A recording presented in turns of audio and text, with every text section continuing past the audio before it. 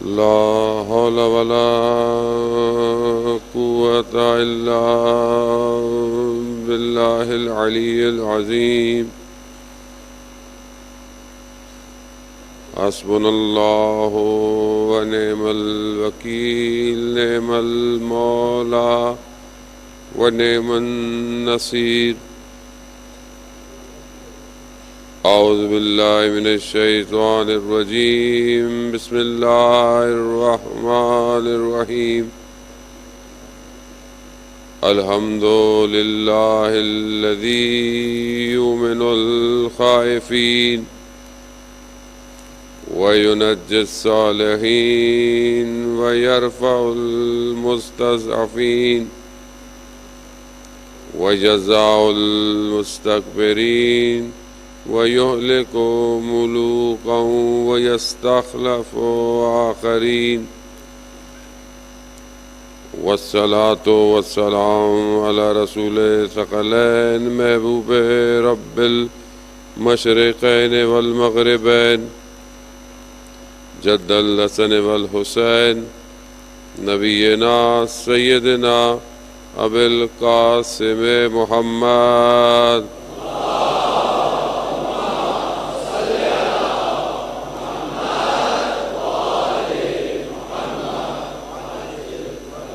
وعلى آله الطيبين الطاهرين المعصومين لا سيما بقية الله في الأرضين روحي وأرواحنا لتراب مقدم الفداء ولعنة الله على أعدائهم أجمعين بسم الله الرحمن الرحيم رب اشرح لي صدري ويسر لي أمري واحلل عقدة من لساني يفقهوا قولي أما بعد فقد قال الله تبارك وتعالى في كتاب الحكيم والقرآن المجيد وما خلقت الجن والإنس إلا ليعبدون صلوات بيد محمد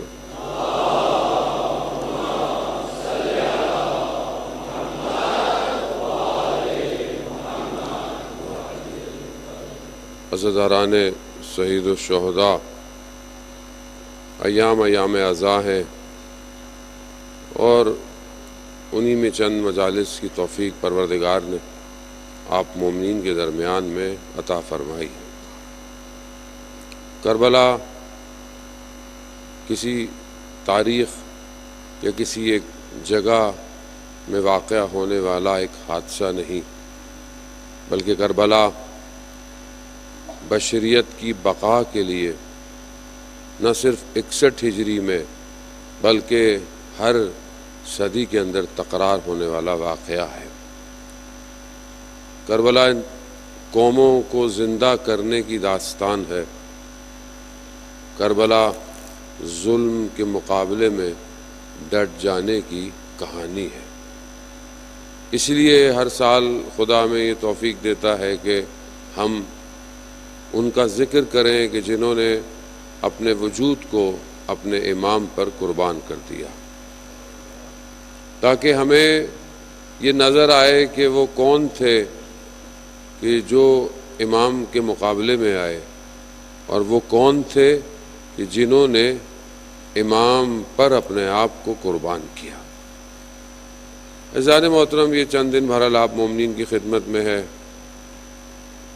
زیادہ میں بہرحال آپ سب ماشاءاللہ پڑھے لکھے علماء کا طبقہ ہے، میں ایک چھوٹا سا طالب علم ہوں آپ کے درمیان میں۔ ہمیں ان عوامل کو، فیکٹرز کو دیکھنا ہے کہ کیا چیز ہے کہ جو انسان کو رشد دیتی ہے، اور کیا چیزیں ہیں کہ انسان کو تنزلی کی طرف لے جاتی ہے۔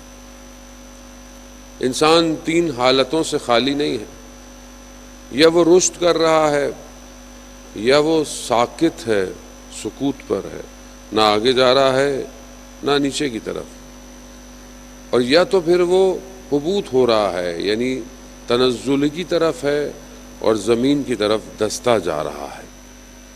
خوب یہ 3 حالتیں ہیں۔ کربلا میں ایک طبقہ وہ ہے جس نے رشد کیا، کیونکہ خود سید الشہداء امام حسین علیہ السلام نے درود بھیج دے محمد والے صلی اللہ محمد وآل خود امام نے جو خط لکھے، جو نامے لکھے، ان کے اندر امام نے یہی کہا ہے کہ میں تمہیں رشد دینا چاہتا ہوں، میں تمہیں ارشاد کی طرف دعوت دینا چاہتا ہوں۔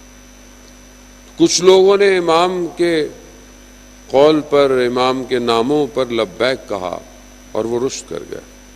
آج ہم انہی لوگوں کو سلام کرتے ہیں، آج ہم انہی لوگوں کے لیے پڑھتے ہیں یا لیتنی کنت معکم فافوز فوزا عظیما، کہ کاش ہم بھی آپ لوگوں کے ساتھ ہوتے تو ہم کامیاب ہو جاتے۔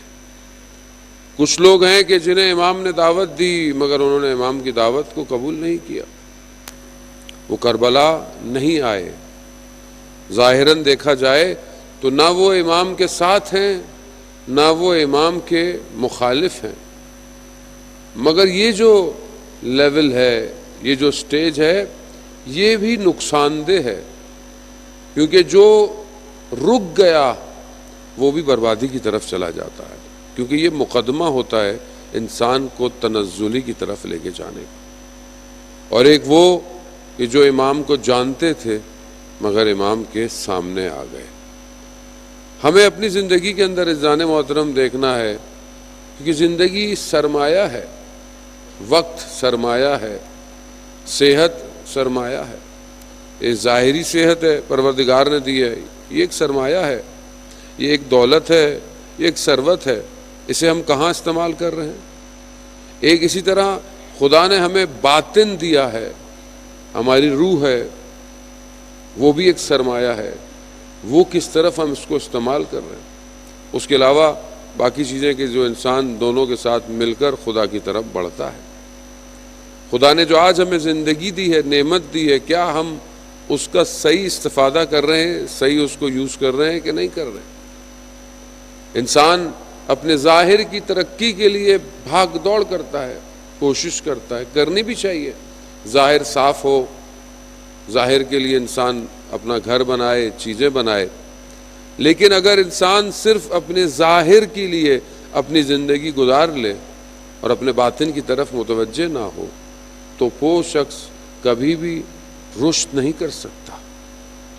دو طرح کے بلوغ ہیں، ایک انسان کا بدن بالغ ہو جاتا ہے، لڑکا 14 سال میں 15 سال میں بالغ ہو جاتا ہے، احکام اس کے اوپر واجب آ جاتا ہے، لڑکی 9 سال میں بالغ ہو جاتی ہے۔ خوب یہ بلوغ جسمی ہے، بلوغ جسمی ہر کسی کو مل جاتا ہے، لیکن بلوغ عقلی ہر کسی کو نصیب نہیں ہوتا۔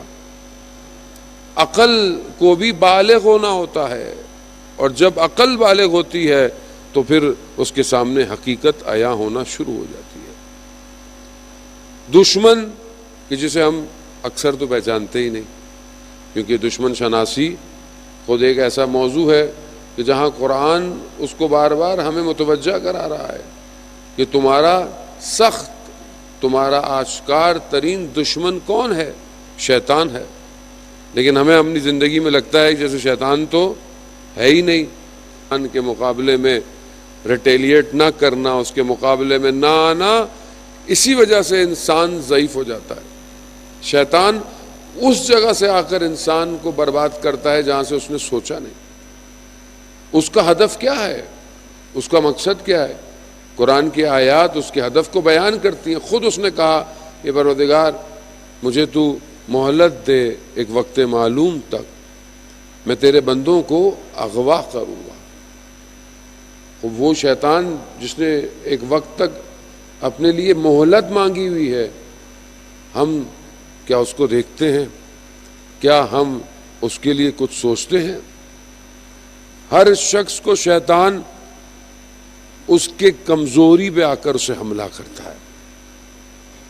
جس طرح میرے پاس آئے گا ویسا آپ کے پاس نہیں آئے گا، کیونکہ جب انسان ان رکاوٹوں کو نہ سمجھے کہ جو اسے بربادی اور تنزلی کی طرف لے جا رہے ہیں، تو نہ صرف شخص بلکہ پورا معاشرہ تباہ ہو جاتا ہے۔ کہنے کو تھوڑی سی بات ہوتی ہے اور لوگ اپنے زمانے کے ولی کے مقابلے میں آ جاتے ہیں۔ کہنے کو خواص تھے کوفہ والے، لیکن جب حضرت مسلم نے انہیں دعوت حق دی اور دعوت کی طرف کہا تو اس میں سے ایسی ایسی خاص شخصیتیں کہتی ہیں کہ نہیں، ہم تو جب امام آئیں گے تب امام کا ساتھ دیں گے۔ جیسے آج ہمارے کچھ لوگ یہ کہتے ہیں کہ جب امام زمانہ آئیں گے تو ہم انہی کا ساتھ دیں گے۔ عزیزان محترم، صلوات بھیج محمد والے۔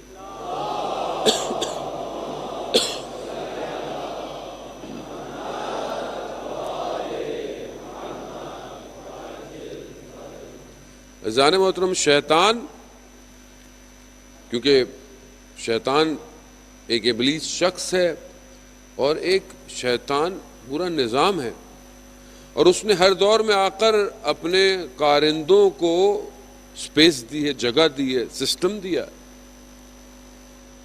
حضرت آدم علیہ السلام کو نیچے اتارنے والا کون ہے؟ شیطان۔ حابیل اور قابیل کے درمیان میں شیطان ہے۔ خوب یہ شیطان ہر جگہ آیا اور خاص طور پر اس نے اس راستے کو روکنے کی کوشش کی ہے جہاں سے ہدایت ہوتی ہے۔ اس نے رکاوٹ ڈالی ہے۔ حضرت ابراہیم کے جب اپنے بیٹے کو قربانی پہ لے کر جا رہے ہیں، پہلے ان کی زوجہ کے پاس آیا کہ ان کو روکے، پھر 3 جگہ آ کر حضرت ابراہیم کو، جانتا ہے اللہ کا نبی ہے، مگر کیوں؟ کیونکہ اپنے کام میں ڈٹا ہوا ہے، جانتا ہے کہ یہ نظام الہی ہے، مگر جو اس نے عہد کیا ہے اسے پورا کرتا ہے۔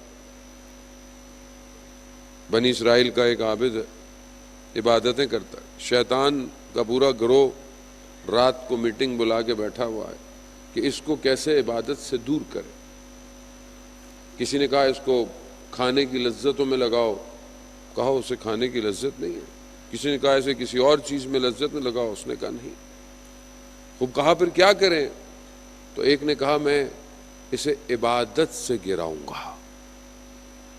خوب شیطان ہمارے خون میں دوڑتا ہے، ہمارے آباء و اجداد سے واقف ہے۔ شیطان کی عمر ہر شخص کے لیے کئی شیطان ہیں، اور ان کی عمر ہماری عمر سے زیادہ ہوتی ہے۔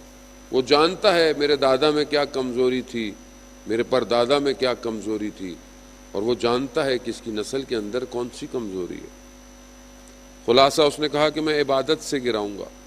گیا ایک جوان لڑکا بن کر، وہ عابد کہ جو مشہور ہے اپنی عبادت کے لیے اور پہاڑوں پر عبادت کرتا ہے، جیسے ہی اس کے اس جگہ پر پہنچا تو کہا کون ہے؟ کہا میں جوان ہوں، میں خدا کی عبادت کرتا ہوں، مگر میرے گھر والے عبادت نہیں کرنے دیتے، میرے پاس جگہ نہیں ہے۔ اس نے کہا اچھا آ جاؤ عبادت کرو۔ اب اس نے کیا دیکھا؟ وہ نمازیں عبادتیں کر رہا ہے، یہ عبادت کرا، اس کا افطار کا وقت آیا، اس نے کہا افطار کرو، کہا نہیں میں نے عبادت کری۔ پھر عبادت کرا، پھر جب رات کا وقت آیا کہا تھوڑی استراحت کرو، آرام کرو، کہا نہیں میں پھر عبادت کروں۔ اب جب اس کی آنکھ کھلی دیکھا کہ وہ ایسی عبادت کر رہا ہے جوان کہ وہ ہوا میں پرواز کر رہا ہے۔ اب یہ عابد پریشان ہو گیا کہ اتنی میں نے عبادتیں کی، میں آج تک پرواز نہیں کر پایا۔ اسی لیے بے بصیرت عبادت میں یہی فرق ہوتا ہے۔ مقدس ماب جو اپنے آپ کو سمجھے اور بصیرت نہ رکھے، اسی لیے خدا کو ایسی عبادتیں نہیں چاہیے کہ وہ خواجہ ربی غار میں عبادت کر رہا ہے اور حسین ابن علی کربلا میں شہید ہو رہا ہے۔ خدا کو ایسی عبادت نہیں چاہیے۔ اب اس نے اس کو جوان کو روکا کہ مجھے بتاؤ کہ تمہاری عبادت کیسے تم اس مقام پہ پہنچے؟ اس نے کہا میں نہیں بتا سکتا۔ کہا نہیں مجھے بتاؤ۔ کہا میں نے ایک گناہ کیا ہے، اور جب میں اس گناہ کو یاد کرتا ہوں تو میری عبادت بڑھتی چلی جاتی ہے۔ اب عابد سادہ لو تھا، اس نے کہا کہ وہ کون سا گناہ ہے؟ کہا نہیں تم نہیں کر سکتے۔ کہا نہیں مجھے بتاؤ۔ اس نے کہا میں نے فلانی جگہ فلانی خاتون اس کے ساتھ ایک غلط فعل انجام دیا، میں اس کو یاد کرتا ہوں میری عبادت اوپر کی طرف جاتی ہے۔ استغفر۔ اب عابد کہنے لگا کہ مجھے بھی کرنا ہے، میرے پاس تو کچھ نہیں۔ کہا یہ لو پیسے، جاؤ اس خاتون کے پاس۔ اب یہ نیچے اترا شہر کے اندر، لوگوں سے اس کا پتہ پوچھا، لوگوں نے بولا عابد ہے، اصلاح کرنے جا رہا ہوگا۔ وہاں پہنچا، دروازہ کٹکھٹایا، پوچھا کون؟ کہا ہر کوئی اسے جانتا تھا، عابد ہے، عبادت گزار ہے۔ کہا کیوں آئے؟ کہا میں غلط فعل۔ کہا نہیں، تمہیں کوئی غلط فہمی ہو گئی ہے۔ کہا نہیں، تمہیں اس سے کیا؟ کہا نہیں، جب تک تم بتاؤ گے نہیں۔ گو کہ خاتون کا عمل غلط ہے مگر بصیرت رکھتی ہے، جانتی ہے کہ یہ عابد کو کسی نے بہکایا ہے۔ اسے پوچھا، اس نے کہا کہ ایسے ایسے ہے۔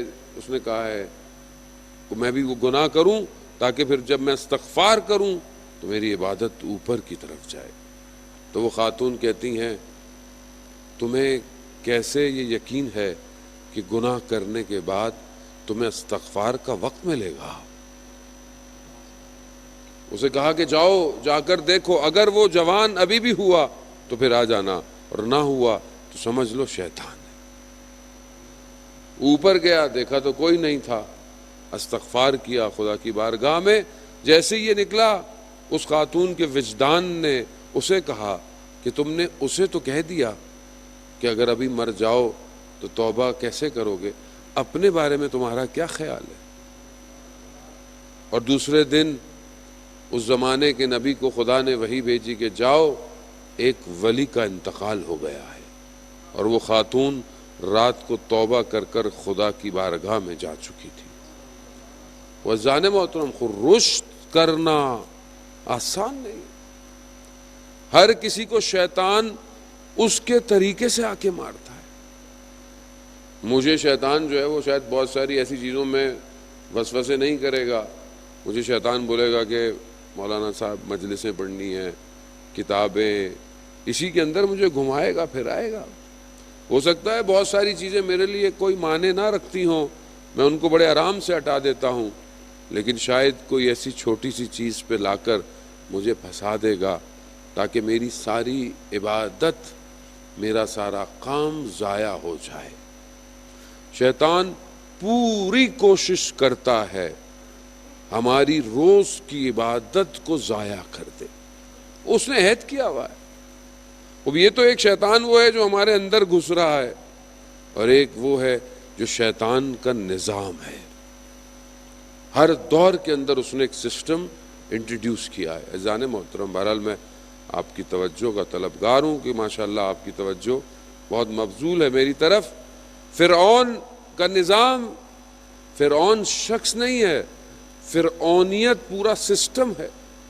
قرآن جہاں بنی اسرائیل کی داستان کو بیان کرتا ہے، وہاں فرعون کے بارے میں بتا رہا ہے کہ یہ کون ہے، یہ کیسا سسٹم ہے۔ یہ بچوں کو مار دیتا ہے، لوگوں کو، مردوں کو ذبح کر دیتا ہے، عورتوں کو غلام بناتا ہے۔ یہ فرعونیت کا سسٹم ہے۔ آج فرعونیت کا سسٹم کیا کر رہا ہے؟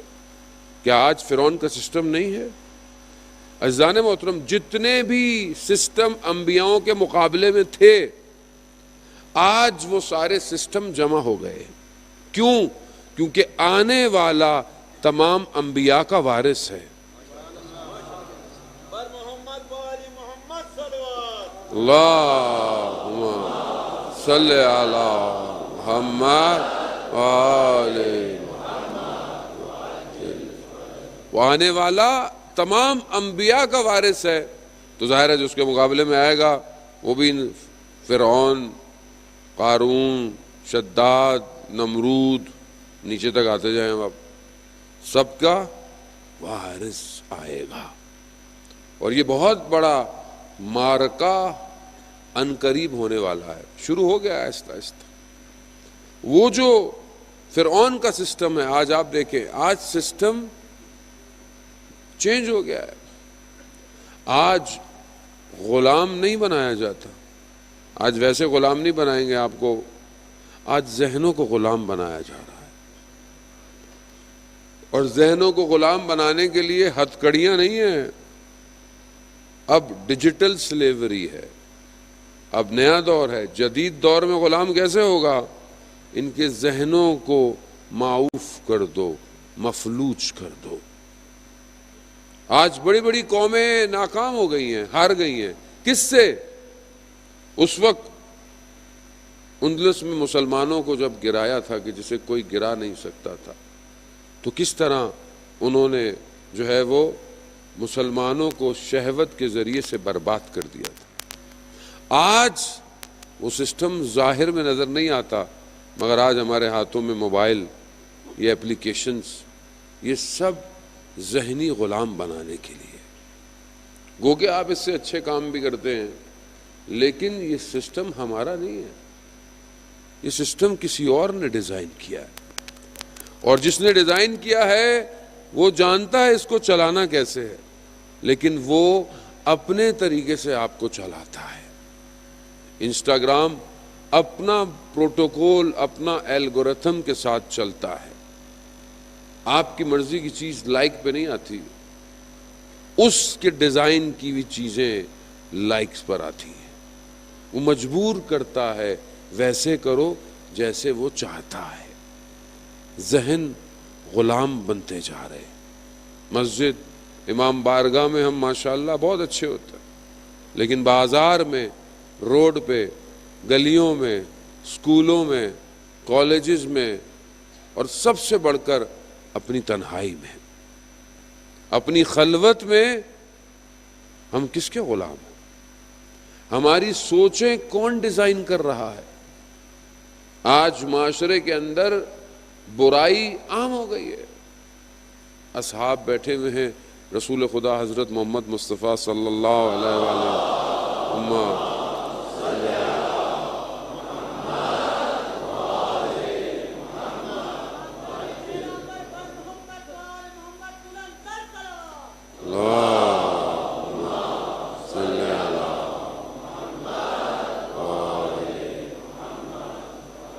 صاحب بیٹھے ہوئے، رسول خدا فرماتے ہیں ایک دور آئے گا کہ امر بالمعروف کرنا مشکل ہو جائے گا۔ کہا یا رسول اللہ؟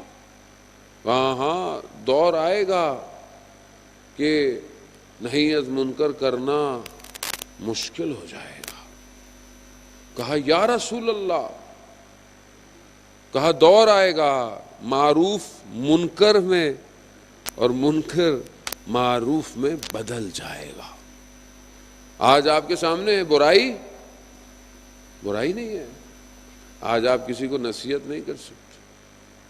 آج معاشرہ اتنا گرفتار ہے، آج ہم بڑی بڑی چیزوں کی طرف بھاگنے کی کوشش کرتے ہیں جبکہ ہماری بیسکس، ہماری نارمل چیزیں ہلی ہوئی ہیں۔ آج معاشرہ فقدان کا شکار ہے، رشد کیسے کرے؟ معاشرے کے اندر جو کام بیسک چیز ہوتی ہے وہی ہلی ہوئی ہے۔ مولانا صاحب کوئی وظیفہ دے دیں، امام کی زیارت ہو جائے۔ عزیزان محترم، آیت اللہ عظمہ بہجت سے کسی نے بولا کہ ہمیں امام سے ملاقات کرنی ہے، کیا کریں؟ امام کا چہرہ دیکھنا ہے، کیا کریں؟ انہوں نے کہا قرآن کو دیکھو، قرآن وہی ہے جو امام ہے، امام وہی ہے جو ہم کتنا قرآن دیکھتے؟ ہم واٹس ایپ اور فیس بک سے فارغ ہوں تو قرآن دیکھیں۔ تو عزیزان محترم، کیونکہ ہم خود گرفتار ہیں، ہم خود پھنسے ہوئے ہیں، اور یہ ہمارا اپنا خود پسندی ہمیں کسی مقام پہ جانے نہیں دے رہی۔ ہر ایک شخص اپنی خود پسندی کے اندر، خود شیطان نے سسٹم ایسے ڈیزائن کیا ہے۔ اب آپ خود پسندی کی مثال آج کے دور کے اندر آپ دیکھیں، جوانوں کے لیے، بزرگوں سے معذرت کے ساتھ، آپ دیکھیں کہ جب آپ اپنی تصویر کھینچتے ہیں تو آپ 3-4 فلٹر یوز کرتے ہیں۔ کیوں یوز کرتے ہیں؟ کیونکہ آپ اپنی اصلیت نہیں دیکھنا چاہتے، آپ حقیقت پسند نہیں بننا چاہتے، آپ چاہتے ہیں کہ میں سب سے بہتر۔ کیوں؟ خود پسندی یہ سسٹم ڈال رہا ہے، ہم اس سسٹم کو نہیں سمجھ پائے۔ یہ سسٹم بہت پلان سسٹم ہے، اور ہم سب سمجھ رہے ہیں کہ وہ سب فری ہے، انٹرنیٹ فری ہے، جتنا اپلوڈ کرو، جتنا ڈاؤن لوڈ کرو، کوئی پیسے نہیں ہے۔ نہیں ہے عزیزان محترم، وہ ذہنوں کو ہائی جیک کر رہا ہے، وہ سلا رہا ہے۔ کل جب امام کی صدا آئے گی، خدا نہ خواستہ ہم امام کی آواز پر لبیک نہیں کہیں گے، اس کی پریکٹس آج ہی ہمیں کرنی ہے۔ خوب جب انسان باہر اچھا ہو اور گھر کے اندر خراب ہو، باہر اچھا ہو اپنے بازار میں معاملات میں ضعیف ہو، باہر اچھا ہو اپنے رشتہ داروں کے ساتھ اس کا اخلاق اچھا نہ ہو، اس کا مطلب کیا ہے؟ اس کا مطلب ہے کہ اس نے دو چہرے بنا رکھے۔ اور یہ جو نیا سسٹم جو فرعونیت نے انٹروڈیوس کیا ہے، اس نے ہم سب کی دو پرسنالٹیز کو بنایا ہوا ہے، دو شناخت ہماری ہے، کیونکہ بہرحال میرا مخاطب جوان ہے۔ ایک وہ جو ایک دوسرے کو سامنے نظر آتا ہے، ایک وہ جسے صرف اس کا موبائل جانتا ہے کہ اس کی شخصیت کیسی ہے، وہ کیا دیکھتا ہے، وہ کیا سرچ کرتا ہے، وہ ہے کیا، وہ کیا بات کرتا ہے، یہ اس کی پرسنالٹی دوسری ہے، یہ اس کی پرسنالٹی سامنے والی نہیں ہے۔ یہ سسٹم نے آ کر انسان کو اندر سے توڑ دیا، اور اوپر سے یہ جو گیم، مجھے نہیں پتا یہاں بچے کتنا کھیلتے ہیں، یہ انسان کے اندر کے ہمزاد کو باہر لے آئے ہیں۔ اور ابھی جو معاشرہ جس طرف جا رہا ہے ورچوئل ورلڈ کی طرف، یہ اور خطرناک ہے، میٹا ورس کی طرف جا رہا ہے، انسان مشین میں کنورٹ ہوگا، انسان ایک ورچوئل زندگی گزارنے کی کوشش کرے گا، بس پڑا رہے گا۔ خوب وہ سسٹم ہو گیا ہے، خوب ہم اس پورے سسٹم میں آپ 61 ہجری کے یزید کو لان تان کرتے رہیں، کرنا بھی چاہیے، لیکن آج کے یزید کو آپ کچھ نہیں کر پائیں گے جب تک آپ کو یہ سسٹم سمجھ میں نہیں آئے۔ پتہ تو ہو کہ آج کا یزیدیت کا نظام، آج کا ابن زیاد کس ہیلے اور بہانوں سے لوگوں کی تلواروں کو خرید رہا ہے۔ آج ہم اپنے ہی سسٹم کے اندر پھنسے ہوئے ہیں۔ آج ہم یقیناً یہاں تو ماشاءاللہ بہرحال خبریں ملتی ہیں کہ لوگ کام کر رہے ہیں، لیکن آپ اوور آل دیکھیں ہم اپنے وقت کے امام کے لیے کیا چیز ڈیزائن کر رہے ہیں۔ امام کہاں آئیں گے ہمارے؟ ہم تو چھوٹی چھوٹی سی باتوں پہ ایک دوسرے سے ناراض ہو جاتے، فلانے نے یہ کہہ دیا، گھر والوں نے یہ کر دیا، بہن بھائی ذرا سی کسی زمین کے ٹکڑے پہ ناراض، میاں بیوی کھانے میں نمک زیادہ ہو جائے اس پہ ناراض، بچوں کو کوئی چیز نہ دلا کے دو اس پہ ناراض۔ ہم اس حالت میں ہم سوسائٹی بلڈ کر رہے ہیں؟ ہم کس سوسائٹی کا انتظار کر رہے ہیں؟ وہ جسے ارسطو نے، ابو علی سینا، فارابی جس مدینہ فاضلہ کی گفتگو کر کر چلے گئے، وہ کون سا شہر ہے کہ روایات کہتی ہیں کہ ایک خاتون اپنے سر پر سونا لے کر بھی جا رہی ہوگی تو کوئی اسے لالچ کی نگاہ سے نہیں دیکھے۔ وہ شہر کب بنے گا؟ اس شہر کو کون بنائے گا؟ کوئی اور مخلوق آسمان سے آئے گی یا ہم ہی لوگوں نے اس شہر کو بنانا ہے؟ تو آج اگر ہمارا گھر ویسا نہیں ہے، ہم گھر میں ایک دوسرے کے ساتھ اگر صحیح اور اچھے اخلاق سے نہیں ہیں، آپس میں لوگ اخلاق سے نہیں ہیں۔ ایزان آیت اللہ شمس الدین اور بہرحال علماء بیان کرتے ہیں، ملا احمد ناراکی کی جنہوں نے کتاب جامع السعادات اردو کے اندر ترجمہ، کوئی بھی کتاب ہے، بہت پرانی کتاب ہے، اخلاقیات کی کتاب ہے، علماء کرام بیٹھے ہوئے ہیں۔ عزیزان محترم، ایک تو جوانوں کو کتاب دوستی ہونی چاہیے۔ آج معاشرے میں کتاب دوستی نہیں ہے، آج کتابیں پرنٹ ہی نہیں ہوتی ہیں، ایک اگر پرنٹ ہو گئی تو دوبارہ وہ بیچاری پرنٹ ہی نہیں ہوتی ہے، کیوں؟ کو پڑھتا ہی کوئی نہیں ہے، خریدتا ہی کوئی نہیں ہے۔ اب آپ بولیں گے جی مولانا صاحب اب تو ڈیجیٹل ہو گیا ہے، اب پی ڈی ایف پڑھنی چاہیے، تو کم از کم پی ڈی ایف ہی پڑھ لیں، پڑھیں تو صحیح۔ ہم نے اخلاقیات پہ کتنی کتابیں پڑھی ہیں آج تک؟ کریکٹر بلڈنگ پہ، مورل ویلیوز پر کتنی کتابیں پڑھی ہیں ہم نے آج تک؟ جو معاشرے کے اندر تربیت کا عنصر غائب ہو جائے، یقیناً علماء آپ کے درمیان ہیں، آپ کی تربیت کرتے بھی ہیں اور کر بھی رہے ہیں، لیکن خود میری کوشش کتنی ہے؟ ملا احمد ناراکی نے کتاب جامع السعادات جو ہے وہ معراج السعادہ اپنے والد کی کتاب کا خلاصہ کیا تھا۔ ان کے والد ملا مہدی ناراکی جنہوں نے کتاب جامع السعادہ عربی کے اندر لکھی، خود جب وہ کتاب عربی میں پرنٹ ہو کر نجف گئی تو علماء نے بڑا اس کا استقبال کیا، اور یہ جب زیارت پر گئے لوگوں کو پتہ چلا تو بڑے علماء ان سے ملنے آئے۔ ایک عالم ملنے نہیں آیا، وہ کون ہے؟ وہ سید مہدی بحر العلوم، کہ جنہیں وقت کے امام نے اپنے سینے سے لگا کر علم دیا تھا، وہ نہیں آئے۔ انہوں نے کہا کہ میں خود چلتا ہوں ان کی خدمت میں، تو لوگوں نے کہا آپ کہاں جا رہے ہیں؟ مطلب ان کو آنا چاہیے تھا، آپ مہمان تھے۔ کہا نہیں، وہ سید ہیں، بزرگوار ہیں، میں چلتا ہوں۔ گئے، وہ درس دے رہے تھے، درس ختم ہوا، وہ اٹھ کے چلے گئے، انہوں نے توجہ ہی نہیں کی، یہ بھی چلے گئے۔ تھوڑے دنوں بعد انہوں نے کہا کہ میں پھر چلتا ہوں ان سے ملنے۔ لوگوں نے کہا بس کر دیں مولانا صاحب، انہوں نے توجہ نہیں کی آپ کی طرف۔ کہا نہیں، گئے، پھر یہ ہوا، درس ختم ہوا، وہ اٹھ کے چلے گئے، یہ بھی چلے گئے۔ کئی دن ہو گئے، یہ کربلا، سامرا، کاظمین زیارت کر کے نجف واپس آئے۔ پھر انہوں نے کہا کہ میں ایک دفعہ جانے سے پہلے پھر جاتا ہوں۔ تو لوگوں نے بولا بس کر دیں، کتنا اپنے نفس کو جو ہے وہ آپ دبائیں گے؟ کہا نہیں۔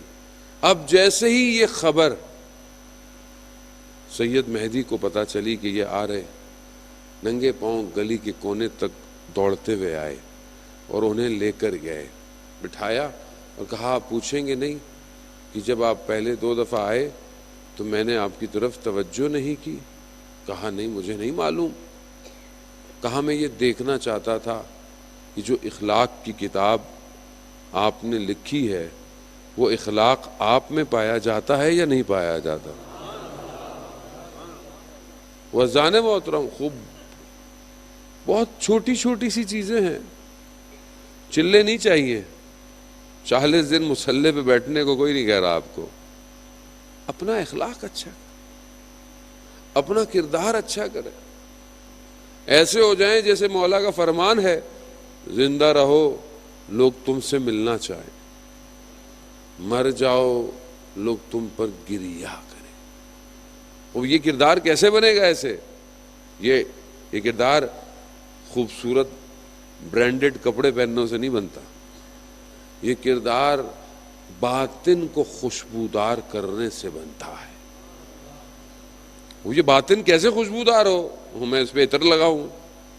ہاں، اس پہ عطر لگاؤ رات کی تنہائی میں تہجد پڑھنے کا۔ وہ رات کو کھڑے ہو اس کی بارگاہ میں، جب تم تنہا اس کی بارگاہ میں کھڑے ہوگے تو خود تمہارا باطن متوجہ ہوگا تمہارے اندر پرابلم کیا ہے، تمہارے اندر مسائل کیا ہیں۔ خوب یہ مضبوط ہو جائے تو پھر شیطان کوشش بھی کر لے، ہرا نہیں سکتا۔ آیت اللہ قاضی طباطبائی رضوان اللہ تعالیٰ علیہ کہ جنہیں توحید کا پہاڑ کہا جاتا تھا اور آتش اپنی زندگی کے آخری مراحل میں کرتے رہے کہ پیاس، ٹھنڈا پانی پیتے تھے برف والا مگر پیاس نہیں بجھتی تھی، سینے پہ سیاہ داغ ہو گیا تھا اس پیاس کی وجہ سے۔ بیٹے نے کہا کہ یہ پیاس تب بجھی جب لقاء اللہ حاصل ہوا، جب اس دنیا سے روح پرواز کر گئی۔ وہ کہتے ہیں کہ میں اپنی گلی سے نکلا تو میں نے دیکھا کہ ایک بڑی داڑھی محاسن کے ساتھ کوئی کھڑا ہوا، میں پہچان گیا ابلیس تھا۔ میں نے کہا میرا پیچھا چھوڑ دو، اب میں بوڑھا ہو گیا ہوں۔ تو ابلیس نے کہا کہ اپنے پاؤں کے نیچے دیکھیں۔ تو کہا میں نے دیکھا تو میں پہاڑ کی چوٹی پہ ہوں اور ایک طرف میرے کھائی ہے۔ تو شیطان نے کہا ابھی بھی ذرا سی غلطی کی تو میں اس کھائی میں پھینک دوں گا۔ یہ کبھی نہیں چھوڑتا، یہ آخری لمحے تک انسان کو ورغلاتا ہے۔ کتنے واقعات ہیں بعض بنی اسرائیل علماء کے کہ آخری لمحے عبادتوں میں گزر رہے ہیں، مستجاب الدعویٰ ہیں، ہاتھ اٹھاتے ہیں دعائیں پوری ہو جاتی ہیں، لیکن آخری لمحوں میں زندگی کے آ کے شیطان کی بات میں آ گئے، اور پھر کیا ہوا؟ خدا قرآن میں کہہ رہا ہے بنی اسرائیل کے اس عابد کے لیے کہ ہم تو چاہتے تھے اسے رفعت دیں، ہم چاہتے تھے اسے بلندی پہ لے کے جائیں، لیکن اس نے اپنے آپ کو زمین سے چپکا لیا اور اس کی ہوائے نفس نے اسے ختم کر دیا۔ خدا نے ہمیں کیوں پیدا کیا؟ خدا ہم سے کیا چاہتا ہے؟ خدا ہمیں کمال پہ لے کے جانا چاہتا ہے، خدا ہمیں بلند کرنا چاہتا ہے۔ خدا نے 1,24,000 پیغمبر کیوں بھیجے؟ نبیوں کو کیوں بھیجا؟ اوصیاء، اولیاء، ائمہ، کیوں؟ تاکہ یہ میری مخلوق کمال پہ پہنچے، بربادی کی طرف نہ جائے۔ نہج البلاغہ امام جانتے تھے کہ میں زمین سے زیادہ آسمان کے راستوں سے واقف، مگر امام نے نہیں بتایا کتنی گلیکسیاں ہوں گی۔ آج آپ کے سامنے جو ویب اسپیس نیا ٹیلیسکوپ ہے، اس نے کتنے جو ہے وہ ملین ایئرز اور ہزاروں گلیکسیز کی تصویر بھیجی ہے۔ یعنی اس کا مطلب ہے کائنات کتنی بڑی ہے کہ ابھی تک ایکسپلور ہو رہی ہے۔ ایک ہماری گلیکسی ہے اور وہ ہزاروں گلیکسیاں۔ ہماری ایک گلیکسی، ایک نظام شمسی کے اندر کیا ہے؟ ایک سورج ہے اور کئی ستارے، سیارے ہیں۔ اس ایک سیاروں میں ہم ہیں، اس ایک ہم میں کہیں پاکستان ہوگا، اس پاکستان میں کہیں یہ پہاڑی علاقے ہوں گے، گلگت بلتستان، اس میں کہیں چھوٹا سا نقطے کے اندر بھی نقطہ، انتم الفقراء الی اللہ، تم سب اس کے محتاج ہو۔ اور اس پر انسان اتنا تکبر کرے، انسان غرور کرے۔ وہ امام جو کہ یہ سب جانتا ہے مگر اس نے نہیں بتایا۔ نہج البلاغہ بلڈنگ بنانے کا، الیکٹرانک گاڑیاں بنانے کا، اسکائی اسکریپرز بنانے کا فارمولہ نہیں ہے۔ نہج البلاغہ انسان بننے کا فارمولہ ہے۔ خوب کیوں؟ کیونکہ اللہ کے ہادی جانتے ہیں انسان کو کس کی ضرورت ہے، کس چیز کی ضرورت ہے۔ خوب اگر ہم چاہتے ہیں یہ ہمارا انٹرنل سٹرکچر بہتر ہو، عزیزان محترم، خوب اپنے باطن کی طرف توجہ کریں۔ مومن کا آئینہ ہے۔ جو برائی آپ کو دوسرے میں نظر آ رہی ہے وہ برائی اس کی نہیں ہے، وہ برائی میری ہے، میری۔ کیوں؟ کیونکہ مومن کا آئینہ ہے۔ ہم دوسروں کی برائیوں کو تو پوائنٹ آؤٹ کرتے ہیں لیکن اپنی برائی کی طرف متوجہ۔ یہ ہمارا بیسٹ مشغلہ ہوتا ہے جب کچھ لوگ جمع ہو جائیں تو دوسرے کی برائیاں کر، اور سب سے پہلے غریب طبقہ علماء کا رہ جاتا ہے کہ جب لوگ جمع ہوں تو علماءوں کے لیے سب سے پہلے پیچھے لگ جاتے ہیں۔ جانے موت خوب ہم نفس کی لذتوں کا شکار ہیں۔ زبان کو لذت ملتی ہے غیبت کرنے میں، زبان کو لذت چاہیے کیونکہ ہم آرام سے بیٹھ نہیں سکتے جب تک کوئی شغل میلہ نہ ہو، جب تک کوئی میسج فارورڈ ایسا نہ کریں جس سے کوئی تفریح نہ ہو، ہماری انگلی کو بھی چین، کیونکہ ہم گرفتار ہو گئے ہیں دنیا کی لذتوں میں۔ ہم ان حماقتوں میں اپنے قلب کو سیاہ کرتے جا رہے ہیں۔ عزیزان محترم، قبر میں سب سے زیادہ جو عذاب ہے وہ زبان کی وجہ سے۔ خوب مولا کائنات نہج البلاغہ میں کیا فرماتے ہیں؟ انسان اپنی زبان کے پیچھے پوشیدہ ہے، یعنی جب وہ اپنی زبان کھولتا ہے تو پتہ چلتا ہے کہ وہ کیا ہے، اور خاص طور پر جب انسان غصے کی حالت میں ہو تب اس کی اصلیت باہر آتی ہے۔ وہ آپ اپنے آپ کو دیکھ لیں، میں اپنے آپ کو دیکھوں، میں آپ کو کیوں کہوں کہ میری حالت اندر سے کیا۔ اسی لیے اپنے اندر کی تربیت کریں، تحمل اور بردباری کریں، اخلاق۔ آج معاشرے میں جو چیز فقدان ہے وہ اخلاق ہے۔ باہر بہت اچھا ہے، مسجد میں بہت اچھا ہے، مگر جب گھر جاتا ہے تو اپنی زوجہ کے ساتھ، وہ ایک شخص جسے موت کو تجربہ کرنے کا ہوا، بہت سارے لوگوں کو لائف آفٹر ڈیتھ کے تجربے ہوئے، کوئی کوما میں چلا گیا، کسی کا حادثہ ہوا۔ ایک شخص ٹی وی پروگرام میں آیا، اس نے بتایا کہ مجھے کوما ہوا، میں سمجھ گیا کہ مرض ہے، میں نے دیکھا کہ عالم برزخ ہے، اور میں نے دور سے دیکھا کہ ایک میز لگی ہوئی ہے، میں سمجھ گیا کہ حساب کتاب ہو رہا ہے۔ ان میں سے ایک شخص اٹھ کے آیا اور وہ بالکل میرے سامنے آ کے کھڑا ہوا اور کہا، اس کا چہرہ اتنا بھیانک تھا اتنا خوفناک تھا کہ دنیا کے بھیڑیے اس کے مقابلے میں خوبصورت ہیں، اتنی خطرناک. کہہ رہا اس وقت بھی جو بتا رہا تھا تو اس کے بدن کی حالت لرزے میں. کہا اس نے مجھے کچھ نہیں کہا سوائے ایک بات کے اس نے میری زوجہ کا، میری بیوی کا نام لیا اور کہا تم اس کے ساتھ بد کلامی کیوں کرتے ہو؟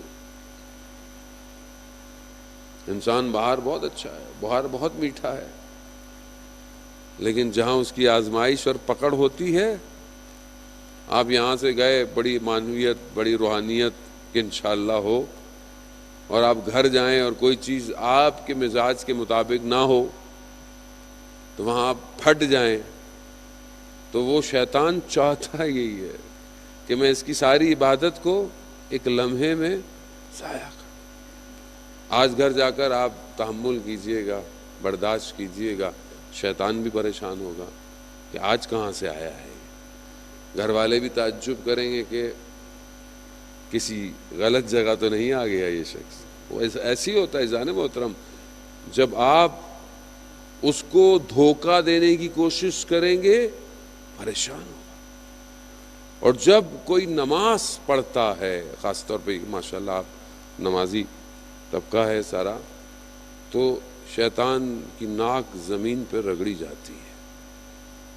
شیطان ساری رات جوان کو جگاتا ہے، سونے سے پہلے یوٹیوب دیکھ لے، انسٹاگرام، ٹک ٹاک، سنیپ چیٹ، آنکھیں بند نہیں ہو رہی ہیں، بند ہو رہی ہیں، ختم میں نیند آ رہی ہے مگر نگاہیں یہاں پر ہے. اسی حالت میں آنکھیں بند ہوتی ہیں اور پھر انسان، ایک شہید کی ڈائری ملی، اس کے باپ نے بتایا، اس نے اپنی زندگی کے حالات لکھے ہوئے تھے. اس نے لکھا ہوا تھا کہ وہ دن میری زندگی کا سب سے تاریک دن تھا، یعنی سب سے ڈارک دن تھا، اندھیرا تھا، جس دن میری فجر قضا ہو گئی. خوب ہمیں اندازہ نہیں ہے کہ خدا کی عبادت جو واجب ہے اس کے بدلے میں خدا ہم سے کیا چاہتا ہے. خوب اگر ساری رات شیطان ہمیں مصروف رکھے، صبح کون اٹھے گا؟ اور اگر اٹھے گا بھی تو جب ایک انسان کے بدن میں تیر لگے ہوئے ہوں تو کیا وہ ان تیروں کے ساتھ کھڑا ہو کر عبادت کر سکتا ہے؟ معصوم کا قول ہے، ایک نگاہ نامحرم انسان کے بدن پہ، روح پر شیطان کا تیر ہے، تیر لگاتا ہے. نہ جانے کتنے تیر میرے بدن پہ لگتے ہیں. اس حالت میں میں خدا کی عبادت میں کیسے کھڑا ہوں گا؟ وہ جانے خوب سسٹم کو پہچانے. یہ سب حادثاتی نہیں ہے، یہ حادثہ نہیں ہے. یہ سب اتنی تیزی سے جو ٹیکنالوجی آپ کو لے کے آگے بڑھ رہی ہے اور اتنی سستی ہوئی ہے، یہ سستی ٹیکنالوجی قوموں کو برباد کرنے کے لیے. آج آپ کے سامنے بہرحال وقت میرا بہت تیزی سے اپنے آخری جو ہے وہ دقائق کی طرف بڑھ رہا ہے، آگے زندگی رہی تو گفتگو کریں گے کہ عزیزان محترم یہ پورا پلان سٹرکچرڈ ہے اور اس پر ایک بڑے لیول پہ کام ہوتا ہے کہ وہ قومیں کہ جو عبادت گزار قومیں ہیں، وہ قوم ہیں کہ جن کے یہاں حجاب بہت محکم ہوتا ہے، وہ قومیں کہ جو دیندار قومیں ہیں، ان کو توڑا کیسے جائے، کس طرح ان کے اندر نفوذ کیا جائے، کس طرح ان کے ایمانوں کو کمزور کیا جائے. آج آپ کے سامنے ثقافت کے نام پر، کلچر کے نام پر کس طرح معاشرے کو بے حجاب کیا جا رہا ہے، کس طرح ایک ماڈرن ایجوکیشن یونیورسٹی اور اس کے نام پر آہستہ آہستہ آہستہ معاشرہ بے حیائی اور فساد اخلاقی کی طرف جا رہا. لیکن ہمیں محسوس، کیونکہ ہم شیطان کو نہیں پہچان رہے، ہم اس کے سسٹم کو انالائز نہیں کر رہے. ہم آج تک، میں خدا نخواستہ کسی اور کو نہیں کہہ سکتا، میں ایک جنرل بات کہہ رہا ہوں کہ جہاں سے وقت کے یزید کو للکارا جائے، وقت کے یزید کو بتایا جائے وہاں پر آج بھی ہم تاریخ کے دریچوں میں پڑے ہوئے ہیں. یا ہمیں مجلس میں واہ چاہیے یا بہرحال ہم وہی گفتگو کریں. علماء کیا کریں؟ علماء بھی دیکھتے ہیں پبلک کو چاہیے کچھ نہیں. یہ تو آپ کی مجبوری ہے جو آپ مجھے سن رہے ہیں. چند منٹ نصیحت برداشت نہیں ہوتی کسی کو، نفس ریجیکٹ کرتا ہے انسان. باپ نصیحت کرتے بیٹا گھر سے باہر چلا جاتا ہے، کوئی نہیں سن سکتا. آج چھوٹے بچے کو آپ ذرا سا کچھ کہیں وہ شروع ہو جاتا ہے. آسان نہیں ہے، لیکن کیونکہ اب ہم اس زمانے کی طرف بڑھے جو آخری زمانہ ہے، اور اس آخری زمانے میں روایات کہتی ہیں کہ چھاننی چیک کر رہی ہے. جو خالص ہے وہ رک جائے گا اور جو خالص نہیں ہے وہ گر جائے گا. عزیزاران محترم، علی ابن مہذیار 20 سال حج کرتا رہا. کیوں؟ حج تو 1 سال واجب ہے. 20 سال کیونکہ وہ جانتا تھا کہ کہیں اور اگر ملے نہ ملے وقت کا امام حج پہ ضرور آتا ہے. حج بغیر امام کے ممکن. 20 سال مگر امام سے ملاقات نہیں ہوئی. مایوس ہو گیا. پیغام آیا اس سال حج پہ آؤ. گیا، طواف کعبہ میں مشغول تھا.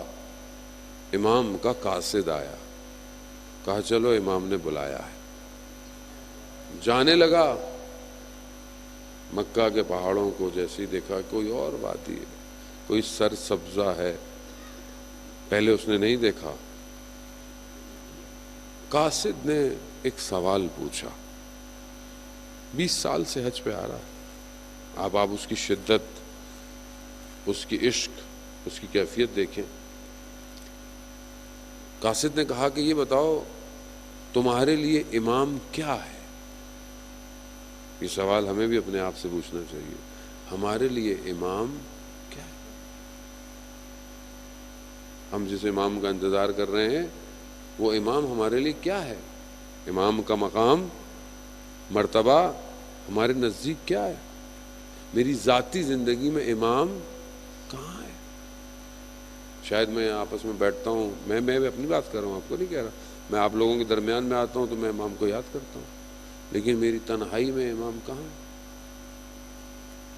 میرے گریے میں میرا امام کہاں ہے؟ تو اسے پوچھا کہ تمہارے لیے امام کیا ہے؟ کہا میرے لیے امام پورے عالم میں سب سے محبوب ہے. بات تو اس نے بہت بہترین کی. پورے عالم میں سب سے محبوب امام ہے. قاصد نے کیا کہا؟ قاصد بھی امام کا تھا، اندر کے حال سے واقف تھا. کہا اگر تمہیں امام سب سے زیادہ محبوب ہے تو تمہارے دل میں گھوڑوں کا خیال کیوں آ رہا ہے؟ اس زمانے میں لوگ گھوڑوں پہ آتے تھے. اسے جب وہ لے کے جانے لگا تو اس کے ذہن میں آیا کہ میرے گھوڑے جو بندھے ہوئے ہیں ان کا کیا ہوگا؟ جا کہاں رہا ہے؟ کتنے سال سے انتظار کر رہا تھا، اور ذہن کہاں ہے؟ ہمارا کیا ہوگا؟ ہم کہاں ہیں؟ عزیزان موت، جیسے ہی خیمے میں داخل ہوا امام نے دیکھا علی ہم تمہاری زیارت کے مشتاق تھے. اللہ اکبر، اللہم صلی علی محمد. عزیزان محترم، امام کیا فرما رہے کہ میں تمہارے دیدار کا مشتاق تھا. کاش ہمارے لیے بھی ہمارا امام. اللہ اکبر. ادھر سے علی ابن مہذیار عجیب سا ہو گیا. کہا مولا 20 سال سے تو میں آ رہا ہوں، آپ میری زیارت کے مشتاق تھے. امام فرماتے ہیں ہاں، ہمارے اور تمہارے درمیان میں تمہارا عمل رکاوٹ بنا ہوا تھا. بہرحال وہ اور گفتگو ہے جو امام نے کی. مقصد میرا یہی عزیزان محترم، میرے اور میرے امام کے درمیان میں کیا کیا رکاوٹیں ہیں، انہیں ایک ایک کر کے میں نے باہر کرنا ہے۔ اگر تو کر لیا تو کربلا پہنچ جاؤں گا، اور اگر نہیں کیا تو میں کربلا نہیں پہنچ سکتا۔ کربلا پہنچنے والوں نے اپنا سب کچھ ایک لمحے میں باہر کیا۔ جس کو امام کا نامہ ملا، جس نے امام کی بات پر لبیک کہا، اس نے رشد کیا ہے۔ حبیب ابن مظاہر کو جب پیغام ملا، اٹھ گئے۔ مسلم ابن اوسجہ کوفہ کے بازار میں حبیب نے پوچھا، مسلم کیا کر رہے ہو؟ کہا خضاب خریدنے آیا۔ کہا چلو کربلا حسین ابن علی آ گئے ہیں، ایسا خضاب لگے گا قیامت تک یاد رکھا جائے۔ مسلم گھر نہیں گئے، سیدھے کربلا چلے۔ عزیزانو، ہماری گرفتاریاں کہاں ہیں؟ اور یہ ایام تو اس لٹے ہوئے قافلے کے ایام ہیں، یہ جو شام پہنچ چکا ہے۔ عزاداران محترم، سید السجاد جانتے ہیں کہ اس کاروان پہ کیا گزری۔ خدا ہمیں زیارت نصیب فرمائے، 40 کی زیارت۔ ہم پیدل چلتے ہیں نجف سے کربلا کی طرف۔ ہمیں کہیں پیاس لگے تو پانی پلانے والے بہت ہوتے ہیں، ہم کہیں تھک جائیں تو ہمارے آرام کرنے کی جگہ ہوتی ہے، بچہ آپ کے ساتھ ہو اس کا بھی خیال رکھا جاتا ہے، خواتین ہوں ان کے حجاب کا خیال رکھا جاتا ہے۔ ہماری حیثیت کیا ہے؟ ہماری اوقات کیا ہے؟ اور یہ آل رسول جب کربلا سے اسی راستے سے کوفہ آ رہے تھے تو انہیں کس طرح رکھا گیا؟ بچے پانی مانگتے تھے تو تماچے پڑتے تھے، نہ کوئی آرام کی جگہ ہے، نہ سواریوں پر جو ہے وہ محمل ہیں، نہ پردے ہیں۔ آج ہم تھک جائیں تو ہمیں کوئی دبانے والا ہوتا ہے، اور یہاں زبانوں کے زخم ہیں، ہاتھوں میں رسیاں ہیں۔ عزاداران محترم، جب چوتھے امام کو غسل دیا جا رہا تھا نا، تو شخص نے امام باقر سے پوچھا یہ کندھوں پہ نشان کیسے ہیں؟ امام فرماتے ہیں میرے بابا کے گلے میں لوہے کا توق تھا، اور وہ سورج کی گرمی میں شدید اس کے اندر حدت آتی تھی۔ ایک دفعہ امام نے عمر ابن سعد لعین سے کہا کہ مجھے اپنے عمامے کا کپڑا دے دو، مجھے تکلیف ہو رہی ہے۔ جیسے ہی ہٹایا تازہ خون گردن سے باہر آیا۔ یہ مصیبتیں، یہ مشکلات، سید السجاد نے بہت مشکلات جھیلی۔ عزاداران محترم، وہ بھی اس راستے کی مشکلات کو جھیلتے رہے، کیونکہ ایک روایات کے مطابق بہرحال کل جو تاریخ تھی وہ اس چھوٹی بچی کی ہے کہ جو واحد وہ ہستی ہے جو واپس لوٹ نہ سکی۔ شام کے زندان میں علماء بیان کرتے ہیں کہ پرندوں کو دیکھتی ہے، پرندے اپنے گھونسلوں کی طرف جا رہے۔ بھائی یہ پرندے کہاں چلے جاتے ہیں؟ کہا یہ اپنے گھروں کی طرف چلے جاتے ہیں۔ بھائی ہم اپنے گھر کب جائیں گے؟ حسرت اس بچی کی اپنے گھر جانے کی رہ گئی۔ عزاداران محترم، یہ بچی دیکھ رہی ہے جب حضرت مسلم کی شہادت ہوئی تو امام حسین نے حضرت مسلم کی بیٹی کو بلایا، اس کو پیار کیا، اس کے سر پہ ہاتھ پھیرا بچی دیکھ رہی ہے جب کوئی یتیم ہو جائے تو کتنا خیال رکھا جاتا ہے، مگر روز عاشور یہ قانون بدل گیا۔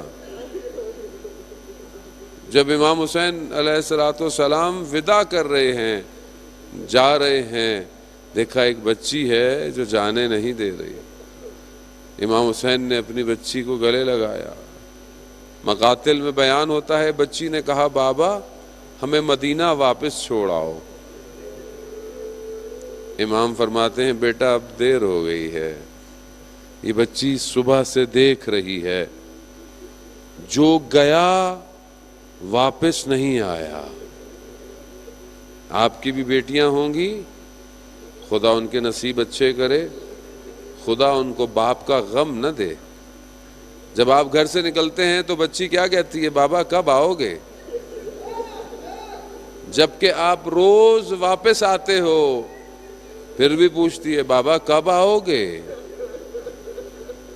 اور جب آپ آتے ہو تو بچی آپ سے پورے دن کی خبریں بتاتی ہے۔ زیادہ دن ہو جائیں سفر میں تو بہت کچھ بتاتی ہے، میرے ساتھ کیا کیا ہوا۔ بس یہ بچی روز عاشور کربلا میں اپنے بابا سے جدا ہوئی، پھر بابا واپس نہیں آیا۔ اس نے دیکھا کہ بابا سرزمین کربلا پر گرا ہے اور کچھ غنڈے بدماش تلواروں سے، لکڑیوں سے، پتھروں سے میرے بابا کے بدن پہ حملے کر رہے ہیں۔ اس بچی نے پوری کوشش کی اپنے بابا کو بچائے، مگر تازیانوں تماچوں سے بچی کو جدا کر دیا۔ عزاداران محترم، یہ سفر گزر گیا، روز عاشور گزر گئی، یہ لٹا ہوا کارواں چلنا شروع ہوا۔ جیسے ہی کوفہ پہنچے دیکھا کہ وہ سر نیزوں پہ بلند ہیں۔ سب سے پہلے سر کوفہ میں نیزوں پہ بلند۔ بچی نے اپنے بابا کے چہرے کو دیکھا ہوگا۔ اب آپ جانتے ہیں اس دربار میں کیا ہو رہا تھا۔ امام کا سر تشت میں تھا اور یہ لعین اہانت کر رہا ہے۔ بچی اپنی پھپھی کے پیچھے چھپ چھپ کے اپنے بابا کے سر کو دیکھ رہی ہے۔ بس عزاداران محترم، اس بچی سے برداشت نہ ہوا۔ جیسے ہی شام کے خرابے میں گئی، بچی اپنے بابا کو یاد کرتی ہے، بابا بابا بابا۔ جب آواز یزید کے کانوں تک پہنچی، کہا کیا ہوا؟ کہا بچی بابا بابا۔ کہا جاؤ بچی کو بابا دے دو۔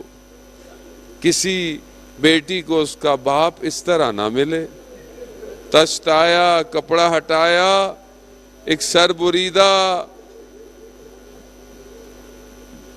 زلفیں خاک میں اٹی ہوئی ہیں، چہرے پر زخموں کے نشان ہیں، ہونٹوں پر تازہ چھڑی کے نشان تھے۔ بچی نے سر کو اٹھایا، لبوں کو لبوں سے لگایا اور بچی شروع ہو گئی، بابا آپ کے جانے کے بعد خیموں کو آگ لگ گئی، بابا آپ کے جانے کے بعد دامن جل گیا، بابا بابا آپ کے جانے کے بعد یہ لوگ پانی کے بجائے تماچے دیتے تھے، بابا بابا یہ اگر مجھ سے کہتے تو میں خود گوشوارے دے دیتی۔ یہ کہتے کہتے بچی سو گئی۔ عزاداران محترم، میرے بیمار امام نے شام کے خرابے میں اپنی اس بہن کو دفنایا۔ جب چہلوں پر یہ سب کربلا پہنچے، بی زینب اپنے بھائی کے مرکز پہ گر گئی، کہا بھیا ایک امانت لے کر گئی تھی، اسے شام کے زندان میں چھوڑ آئی ہوں۔ آج بھی وہ بچی شام کے زندان سے یہی پیغام بھیجتی ہے، اے میرے بابا کے زائرو، جب بھی کربلا جانا میرے بابا کو میرا سلام دے۔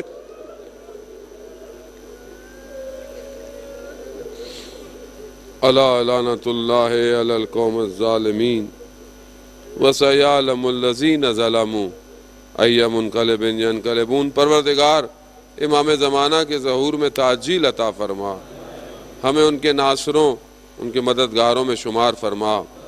حاضرین مجلس میں پروردگار سب کی جائز اور شرعی حاجات کو پورا فرما، بانیان مجلس کی توفیقات میں اضافہ فرما۔ اس مجلس کو انعقاد کرنے میں جس نے بھی اپنا حصہ ڈالا ہے، اسکاؤٹ، سیکیورٹی، پولیس سسٹم، انتظامیہ، پولیس، جتنے بھی لوگ ہیں، بہرحال انتظامیہ والے، جوان، آئی ایس او، ساؤنڈ والے، میڈیا والے، ہر شخص بہرحال جس نے بھی اپنا جو کردار ادا کیا ہے، پروردگار اسے اپنی بارگاہ سے اجر کثیر عطا فرما۔ پروردگار ہمیں بہترین کمیونٹی بننے کی توفیق عطا فرما، ہمیں آپس میں محبت اور اتفاق کے ساتھ رہنے کی توفیق عطا فرما، ہمیں جو ہے وہ تمام عالم مسلمین کو، چاہے وہ سنی ہوں چاہے وہ شیعہ ہوں، مل کر امام کا انتظار کرنے کی توفیق عطا فرما، ہمارے امام کو ہمارے اعمال سے راضی فرما، ہمارے وطن پاکستان کو عزت اور استحکام عطا فرما، اس کے دشمنوں کو نیست اور نابود فرما، جو قومیں اپنی آزادی کی جنگیں لڑ رہی ہیں انہیں کامیابی عطا فرما، علماء اکرام، مراجع اکرام کو طول عمر اور سلامتی عطا فرما۔ پروردگار ہمارا خاتمہ بالخیر عطا فرما، ہمارے مرحومین کی مغفرت فرما۔ بہت سارے لوگ بے اولاد ہیں، کچھ لوگوں کو اولاد نرینہ کے لیے دعا کیے، پروردگار تجھے واسطہ حضرت علی اصغر کا، بے اولادوں کو اولاد صالح، نیک اور نرینہ عطا فرما۔ بہت سارے لوگ بیمار ہیں، کینسر کے، برین ٹیومر کے، کسی کا 4th سٹیج ہے، بچی کینسر کی مریض ہے، لا علاج ہے اس کا مرض، پروردگار تجھے واسطہ اس چھوٹی بچی کا، تمام بچوں کو، بزرگوں کو شفاء کاملہ اور عاجلہ عطا فرما۔ اللہم ارزقنا زیارت الحسین فی الدنیا و شفاعتہ فی الآخرہ۔ صلوات بیت محمد۔